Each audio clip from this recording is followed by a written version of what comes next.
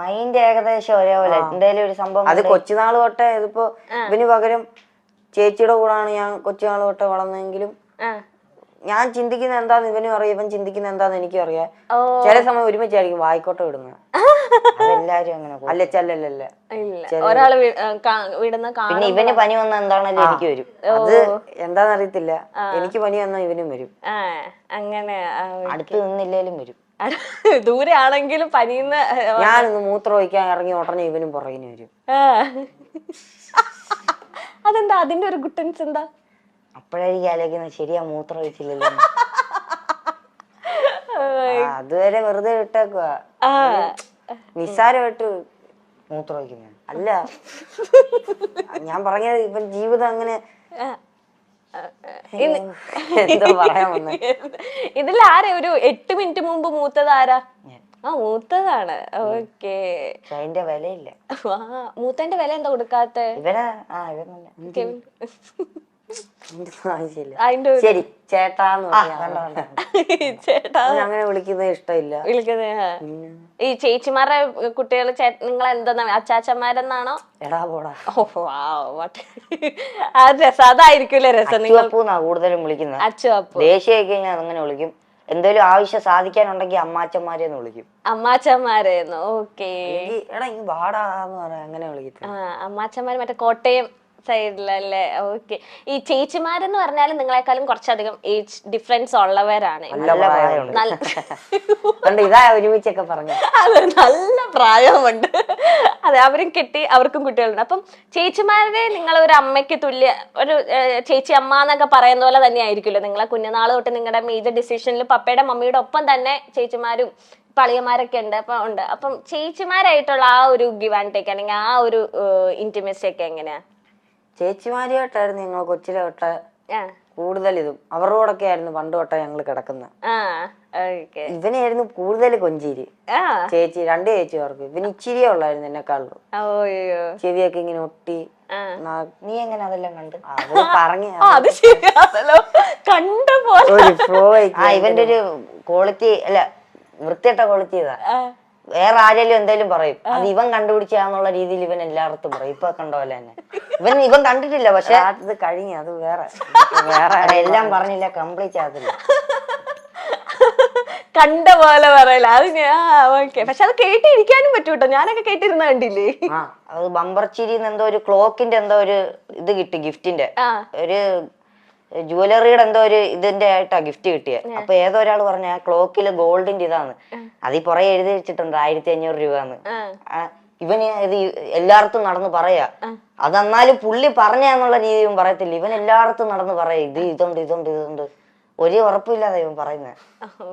എന്തെങ്കിലും പറയാനുണ്ട് ഇതിനെ പറ്റി? ഉള്ള കാര്യമായോണ്ടേ ഞാനൊരു തമാശക്ക് അവിടെ പറഞ്ഞു. ഇവനെല്ലാം അങ്ങ് സീരിയസ് ആയിട്ട് എടുക്കും. ഞാൻ പറയുന്നത് എന്താണേലും നേരെ അമ്മയടത്ത് പറയും. അമ്മ എന്നിട്ട് അത് വെച്ച് എന്നെ കളിയാക്കും.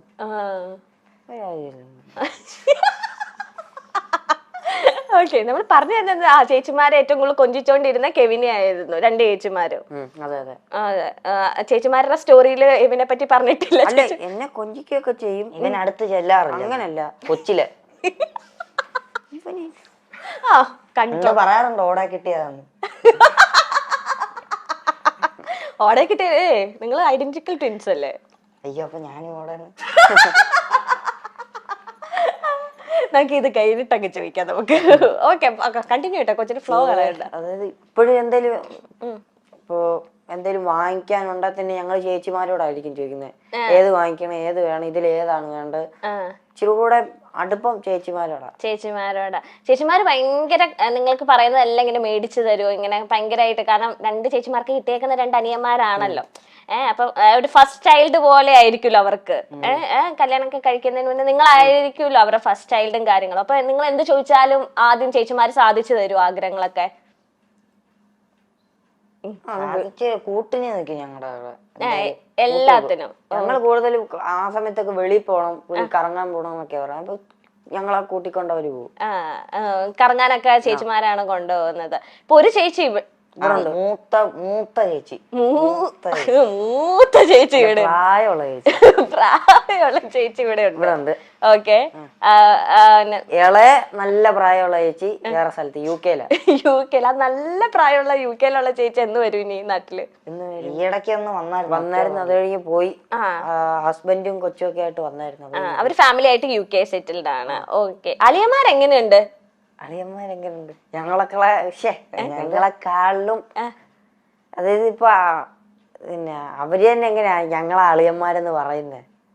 ബന്ധുക്കാരൊക്കെ വരുമ്പോ ഓരോരുത്തർ അവരുടെ വീട്ടിൽ പെണ്ണ് കാണാനൊക്കെ ചെല്ലുമ്പോ കാണിക്കല്ലോ ഇത് പെണ്ണ്. ഓരോരുത്തർ അവരുടെ വീട്ടിൽ പെണ്ണ് കാണുമ്പോ അങ്ങനെയല്ല അളിയൻ ചേച്ചിനെ കെട്ടി കഴിഞ്ഞല്ല, ഇനി അളിയൻ പെണ്ണ് കാണുന്നുണ്ടോ? അങ്ങനെയല്ല, പെണ്ണ് കാണാൻ വന്ന സമയത്ത് ഇങ്ങനെ എന്താ പരിചയപ്പെടുത്തുന്ന എന്താണ് സംഭവം ഉണ്ട്. ഇത് അമ്മായിയപ്പൻ ഇത് എനിക്ക് ഉറപ്പിച്ച സമയമുണ്ട്. ഞാൻ ഇപ്പൊ വെച്ച സാധനം അങ്ങനെ ഉണ്ട്. അപ്പൊ പിന്നെ ഇതാരെന്ന് ചോദിക്കുമ്പോ അളിയന്മാരെന്ന് പറയാൻ അവർക്ക് എന്തോ ഒരു അഭിമാനം. പിന്നെ അല്ലേ ഞാൻ എന്തൊക്കെയാണ് ഈ പറയുന്നത്? അത് നിങ്ങൾ എന്തൊക്കെയായി പറയുന്നത്? മറ്റേ ഹാഷിർ പറയുന്നത് എന്തൊക്കെ കൊച്ചു കേരളത്തിൽ നടക്കത്തോ?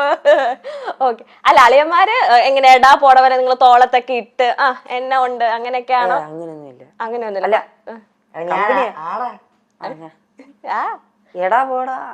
ദാറ്റ് മീൻസ് അങ്ങനെ ജോലിയായിട്ട് റെസ്പെക്റ്റും ഉണ്ട് എന്നാ എല്ലാം പറയാൻ പറ്റുന്ന ചേച്ചിമാരെ പോലെ തന്നെ എല്ലാം പറയാൻ പറ്റും. ഈ ചേച്ചിയും പപ്പയും അമ്മയും ഒന്നും അറിയാതെ നിങ്ങൾ രണ്ടുപേരും അളിയന്മാരും നടത്തിയ എന്തെങ്കിലും കുസൃതികളുണ്ടോ?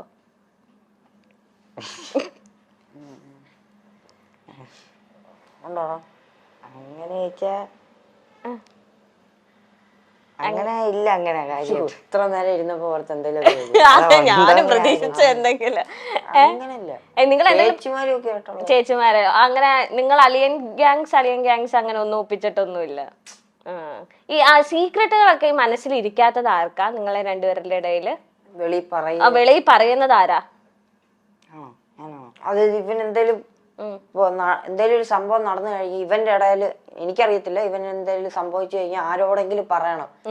അത് അയാൾ കേട്ടില്ലേ പോലും അവന് പറഞ്ഞു തീർക്കണം. ഞാൻ പറയും ഇടയ്ക്ക് ഭിത്തി നോക്കി വല്ലതും പറയാം, ഞാൻ ശ്രദ്ധിക്കത്തില്ല, എന്നാലും അവനത് പറഞ്ഞോണ്ടേ ഇരിക്കണം, ഒരു സമാധാനം കിട്ടുക. ഓക്കെ. അതല്ല എന്തെങ്കിലും ഇപ്പം എബിൻ പറയാണ് എടാ ഇത് വീട്ടിൽ പറയല്ലോ നമുക്ക് അങ്ങനെയൊക്കെ പറഞ്ഞിട്ട് ഇങ്ങനെ അമ്മയോടോ പപ്പയോടോ ഒക്കെ പറഞ്ഞിട്ടുണ്ടോ? വീട്ടിൽ പറയാ ഇല്ല, അങ്ങനില്ല. ഈ പറഞ്ഞ പോലെ തന്നെ എനിക്ക് ഒളിപ്പിക്കാൻ അറിയത്തില്ല രഹസ്യം. അല്ല രഹസ്യങ്ങൾ അങ്ങനെ ഇല്ല. അതുകൊണ്ടാ ഇപ്പൊ നിങ്ങളിപ്പം പഠിക്കുന്ന ടൈം ആയാലും ഇനിയിപ്പം ഫ്യൂച്ചറിലായാലും ഇപ്പം നിങ്ങൾ ഡിഫറെന്റ് കോഴ്സസ് ആകുമ്പോഴായാലും നിങ്ങൾ ഒന്ന് സെപ്പറേറ്റ് ആവേണ്ട വരും. അല്ലെങ്കിൽ നിങ്ങളുടെ ജോലി ഭാഗമായിട്ട് അല്ലെങ്കിൽ ചിലവർക്ക് ഇനി നിങ്ങളിൽ ആരെങ്കിലും ഒരാൾ എബ്രോഡ് പോവുക അല്ലെങ്കിൽ ജോലിയുടെ ഭാഗമായിട്ട് നിങ്ങൾക്കൊന്ന് സ്പ്ലിറ്റ് ആകേണ്ട ചിലപ്പോൾ വരുമായിരിക്കും, വരാതിരിക്കട്ടെ. അങ്ങനെ വന്നിട്ടുണ്ടെങ്കിൽ നിങ്ങൾക്ക് അത് ഭയങ്കര സങ്കടമാവോ? എങ്ങനെ? സങ്കടമൊന്നുമില്ല. സങ്കടമായിട്ടല്ല, ഇപ്പൊ എപ്പോഴും ഞങ്ങള് തമ്മിലാ സംസാരം. ആരേലും ഇല്ലേ ആ ഒരു ചെറിയ ഒറ്റപ്പെടലേ ഉള്ളു, അല്ല സങ്കടമായിട്ടില്ല. അല്ല അവിടെ ചെന്ന് കഴിയുമ്പോ ആരേലും ഒക്കെ കൂട്ടിന് കാണുമല്ലോ സംസാരിക്കും. അതിപ്പോ ഇരുന്ന് പറയാം, എന്നാലും 2 ദിവസം കഴിയുമ്പോ എടാ നീ എവിടെയാ അങ്ങനെ വിളിക്കാറില്ല. അങ്ങനെ വിളിക്കാറില്ല, ഒരു മൂകത കാണും. അങ്ങനെ വിളിക്കേണ്ട ആവശ്യം നിങ്ങൾക്ക് ഇപ്പൊ വന്നിട്ടില്ല. ഇപ്പൊ നിങ്ങള് 24/7 നിങ്ങൾ ഒരുമിച്ചായിരിക്കും. അങ്ങനെ വന്നിട്ടുണ്ടെങ്കിൽ നിങ്ങൾ രാത്രി കിടക്കാൻ നേരത്തെ എപ്പോഴെങ്കിലും അങ്ങനെയൊക്കെ ചിന്തിച്ചിട്ടുണ്ടോ? ഇനി നമ്മൾ കുറച്ചു നാൾ കഴിയുമ്പോ പഠിത്തത്തിന്റെ ആവശ്യമായിട്ടോ ജോലിയൊക്കെ ആവശ്യമായിട്ടോ? അങ്ങനെ ചിന്തിക്കുമ്പോ എന്തോ ഒരു എക്സൈറ്റ്മെന്റ് കാര്യം. ഇത്ര നാൾ ഒരുമിച്ചല്ലേ, ഇനിയും പോകുമ്പോ എങ്ങനെയായിരിക്കും അറിയാൻ. കളർഫുൾ ആയിരിക്കും, എക്സൈറ്റ്മെന്റ് ആന്നൊക്കെ. പിരിയാനല്ല, എങ്ങനെയായിരിക്കും ഇമോഷൻസ് ഒക്കെ ഏറ്റവും കൂടുതൽ ആർക്കാ? കരയുന്ന മാത്രല്ല, അല്ല കരയുന്നല്ല ഉദ്ദേശിക്കുന്നത്. എല്ലാ കൂടുതല് ദേഷ്യമാണെങ്കിൽ ദേഷ്യം കൂടുതൽ ഇവന്, വിഷമാണ് വിഷമം കൂടുതൽ ഇവന്, വാശിയോ എല്ലാ ഇമോഷൻസും നിങ്ങൾ എവിനാണ് ഏറ്റവും കൂടുതൽ അല്ലേ? എവനെയും കെവിനെയും അറിയാത്ത മഴവിൽ മനോരമ പ്രേക്ഷകർ ഉണ്ടോ?